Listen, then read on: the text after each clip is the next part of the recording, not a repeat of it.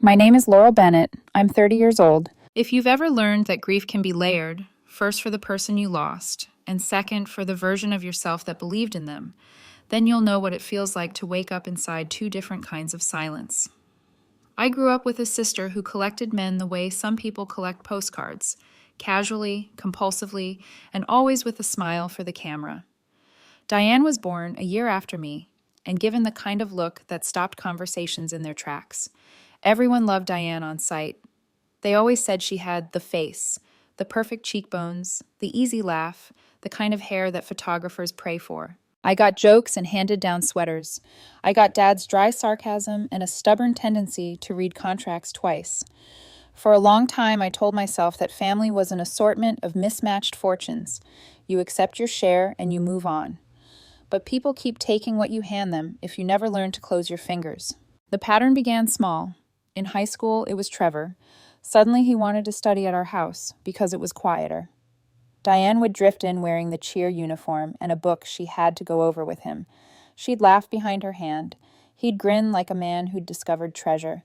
I didn't notice the scaffolding at first because I trusted too easily. Trust feels like a warm room. You only recognize the draft when the door slams. By my 20s, the thefts had the kind of precision that makes you wonder whether it's instinct or study.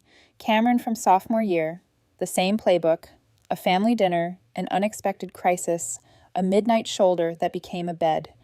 Marcus from the marketing firm, meet the parents' breakfast, someone needing help on a campaign at 2 in the morning. When I finally read their text message threads, Diane tilted her head at me like a sunlit cat and said, "I'm just making sure they're worthy of you, Lori." She was so practiced at innocence that her voice had the sheen of sincerity. None of it prepared me for Derek. Derek was the sort of man you could see a long life with, kind and ordinary, patient in the small cruelties of daily logistics. We had been together 2 years. I was finishing my nursing degree. He was building a life that smelled like commitments, a thought-roughened jacket, conversations about a mortgage before 30, jokes about what kind of hospital we'd laugh about later. I planned his birthday party for weeks. When Diane got drunk at that Applebee's and kissed him, right there, under string lights and family eyes, something inside me fractured. The image burned, him choosing her. Diane posted, smirking, "Sometimes you can't help who you fall for too hard. Sorry, not sorry." Mom sliced the turkey at Thanksgiving with more venom than she ever directed at a kitchen knife. "You need to stop parading these men in front of Diane," she hissed once, eyes like gravestones. "She can't control herself when you dangle temptation." It was absurd, and it hurt in the same clean way a paper cut hurts. Small and stupid and impossible to stop thinking about. So I learned to hide. After Derek, I learned secrecy, the way people learn a second language. I stopped posting photos. I stopped bringing people home. For 8 months, I loved quietly. Dinners in neighboring towns, handholds that never met pair of eyes in the family group chat. Not even a mention to cousins who gossip like they're paid for it. Connor was everything I'd been careful to protect. Tall, practical, a software engineer who could talk about code like a man reciting poetry. We had futures in our conversations. Small domestic images that felt sacred because I'd finally kept them from Diane's orbit. I believed secrecy could save me. I believed love could be private and therefore safe. I was wrong. My cousin Amanda's harmless mouth let Connor's name slip in a phone call. Mom told Diane the way fires travel through old houses, inevitable and hot. Diane's detective work is a talent. It's dedicated and unstinting. Within days, she'd traced him through a company directory and, apparently, charm. I still replay that walk in my head, using my key to open what I thought was our future's door. The light was the wrong shape. There was a body under the duvet that was not mine to hold. Diane sat up naked and unsentimental, and for a second I thought I was looking at a stranger. She gathered her clothes without shame and said, like she was auditioning for pity, "Honestly, I did you a favor. He barely lasted 10 minutes. Connor shrugged, indifferent, the way someone who never intended to be faithful shrugs when asked to care. "Your sister's too hot for me not to try. You understand, right?" I stood there with my keys in my hand like a talisman and felt the world reassign me a new role, background, invisible furniture.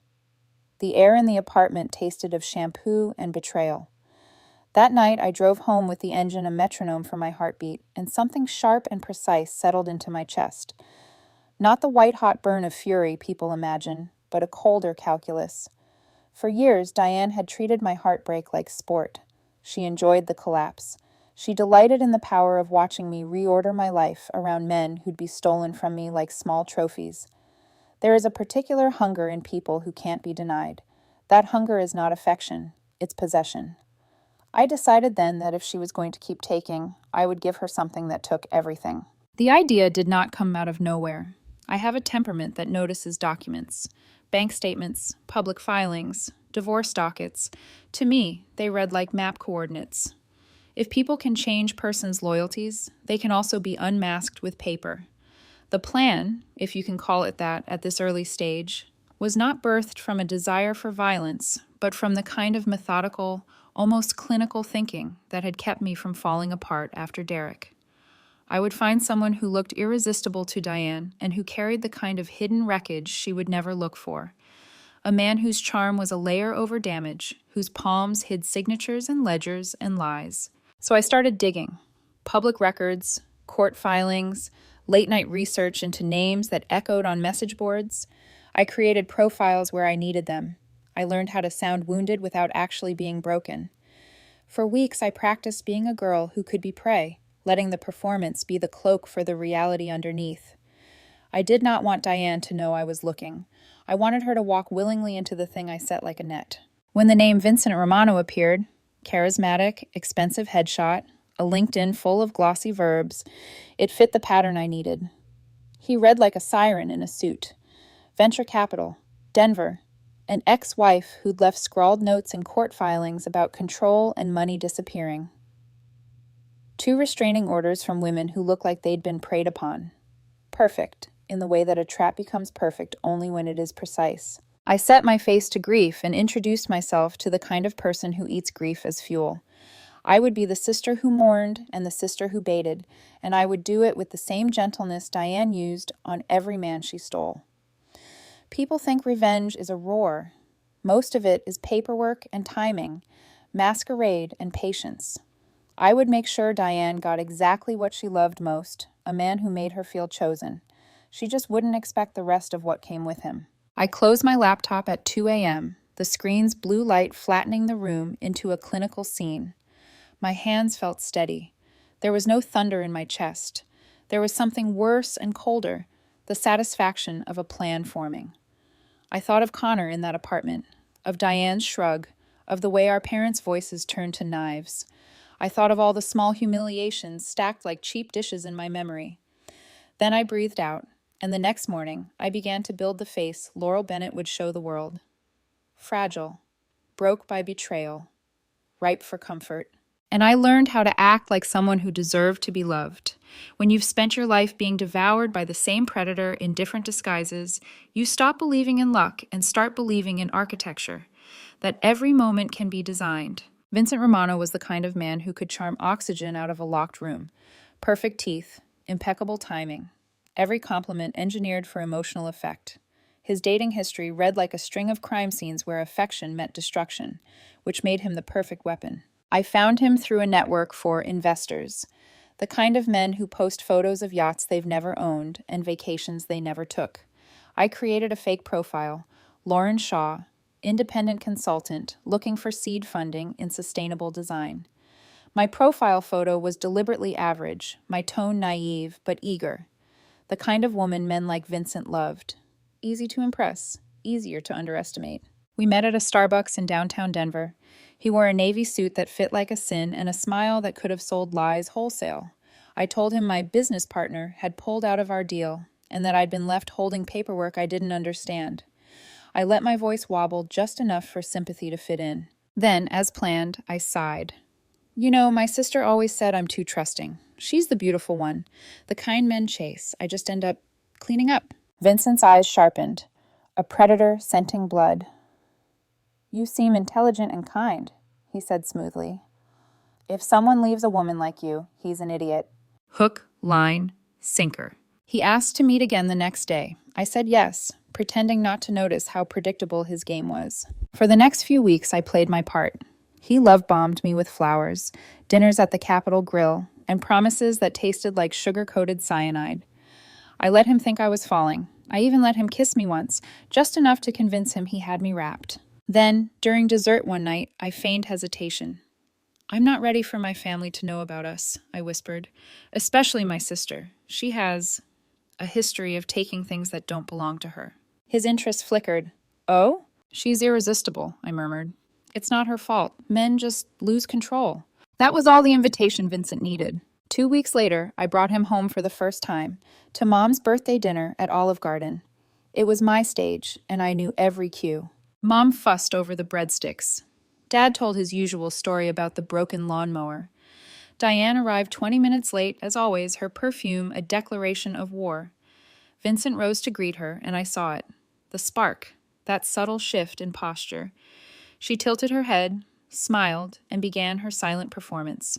At first, Vincent played his role well, attentive to me, courteous.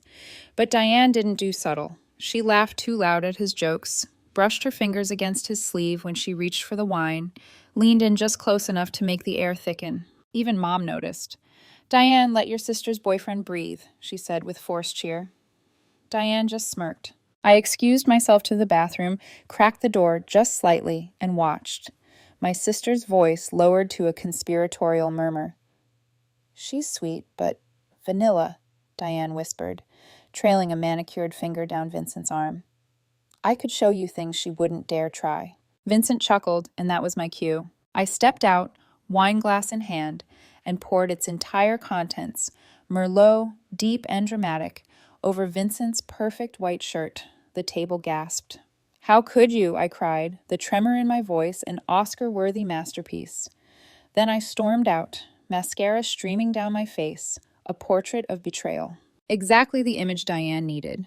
By midnight, she called, pretending to care. "Vincent totally came on to me," she said. "You're better off without him. He's sketchy." 2 days later, her Instagram told a different story. Photos of wine glasses by his balcony, captions like "New Beginnings." Within a week, she'd moved in. Within 2, she'd fallen in love. Within a month, she gave him access to her savings for shared expenses. It unfolded perfectly, like dominoes tipping in silent rhythm. But there's something you never expect when you get revenge. The quiet moments when doubt sits beside you. Watching her posts, Diane beaming, believing she'd won again. I felt satisfaction, yes, but also something darker. An unease that whispered, "You've started something you can't control." Because Vincent wasn't a story I wrote, he was a fire I'd invited into her house. 6 weeks later, the smoke started rising. A lawyer contacted Diane, representing Vincent's ex-wife. Allegations of hidden assets, fraud, stolen investments. Diane called me, her voice trembling. "She's lying, right? Vincent said it's just his crazy ex trying to ruin him." I murmured comfort into the phone, the same tone she'd used on me so many times before. "It'll all blow over," I said softly. But it didn't. Vincent's investment firm was a Ponzi scheme. Diane had invested everything, $30,000, thinking it would double in weeks. When the SEC shut it down, her money vanished. Then came the bruises she didn't post, the broken wrist from a fall, the missed calls that turned into midnight voicemails filled with sobs. One night she whispered, "I think he used my name for something. Credit cards, maybe. I can't find my account balance anymore." That was when I knew. The storm had hit full force. And I was the one who'd built the clouds. When you set a trap long enough, you start to forget which side of it you're standing on. By the time the first agents knocked on Diane's door, even I couldn't tell anymore. It happened at dawn, 6:47 a.m., to be exact. The morning news said FBI. The neighbors said fraud. The court filings later called it multi-million-dollar securities manipulation. I just called it inevitable. Vincent had drained her dry before disappearing. Checking. Savings. Even her 401k. He'd forged her signature on loan documents, opened credit cards in her name, and used her personal information to funnel money through shell accounts. When the authorities traced it back, Diane's name sat squarely on half the paperwork. They found her barefoot in his condo, mascara streaked, wrists bruised. The same hands that used to steal my boyfriends were shaking as they cuffed her. My phone rang that morning. Her name lit up the screen. I didn't answer. The voicemail came 30 seconds later. I can still hear it, the jagged sobs cutting through static. Laurel, please, I'm in county jail. They're saying I might go to prison. Vincent used me. I didn't know. I swear. Please. I know I hurt you, but I'm begging. I need help. I listened to it 3 times. Then I deleted it. By evening, the local news had picked up the story. Channel 7 ran her mugshot like it was breaking entertainment. Local woman charged in federal fraud case. She looked hollow, smaller somehow. That brightness she weaponized her whole life had finally burned itself out. Mom called within the hour, voice sharp with panic. You have to help her, Laurel. She made mistakes, but she doesn't deserve prison. She made her choices, I said quietly, just like she did with Cameron, with Derek, with Connor. The silence that followed wasn't just grief, it was recognition. Mom whispered, You knew, didn't you? I didn't answer, because I had known enough. Enough to understand what Vincent was, enough to send her right to him, enough to let the world do what I could never legally do myself. Weeks passed, then months. Diane struck a deal. Testify against Vincent in exchange for a reduced sentence. He got 10 years. She got 8 months in minimum security and a felony record that would shadow her for life. At Thanksgiving, there was an empty chair. Mom's eyes never quite met mine. Dad's hands shook as he carved the turkey. Natural consequences, he muttered once, almost to himself. Chickens always come home to roost. When Diane was released, she moved across the country, Portland, Oregon. Started over as a barista. No makeup, no filters, no men in sight. Her Instagram is quieter now. Once in a while, I scroll through it at 2 a.m. and stare at the person she's become. Tired, cautious, ordinary. The mirror image of what I once wished she'd be. And sometimes in the quiet before dawn, I wonder, did I do this to her or for her? Therapy hasn't given me an answer. My therapist calls it moral dissonance. She says revenge is the illusion of justice dressed in adrenaline, that it doesn't heal, it only rearranges the damage. She's not wrong. I don't feel triumphant. I don't even feel vindicated. Mostly, I feel the hollow quiet where rage used to live. The nights are easier now. I sleep. I breathe. But when I dream, I see Diane's face, not the beautiful thief who once ruined me, but the woman in that mugshot, the one who finally learned that actions have a weight that no amount of charm can lift. She got what she spent years chasing, a man she couldn't resist. She just didn't expect him to destroy her reflection in the process. And me? I learned that vengeance doesn't end stories. It just changes who tells them. I still sign my name on the same kind of documents. Forms, receipts, patient charts. But every time I see the line marked signature, I hesitate, because now I know how much power a single name can carry. Some lessons cost everything to learn, and some sisters have to burn before they can see the light.